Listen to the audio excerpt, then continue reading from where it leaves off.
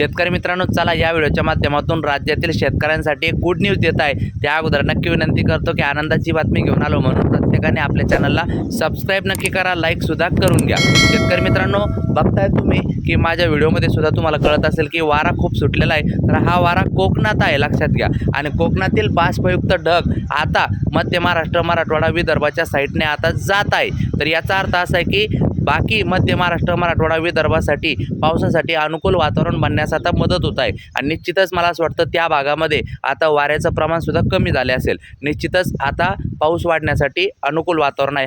आज मित्रांनो कुठे पाऊस आहे, तर आज नाशिक घाट, पुणे घाट, सातारा घाट जोरदार ते मुसळधार पाऊस. मुंबई, ठाणे, रायगड, पालघर, रत्नागिरी, सिंधुदुर्ग जोरदार पाऊस. नंदुरबार, धुळे, जळगाव, वाशिम, अकोला, अमरावती, वर्धा, नागपूर, भंडारा, गोंदिया, चंद्रपूर, गडचिरोली या ठिकाणी सुद्धा चांगला पाऊस. तर उर्वरित मराठवाड्यात मात्र हलका ते मध्यम पाऊस. उद्यापासून पाऊस सुरू होईल. धन्यवाद.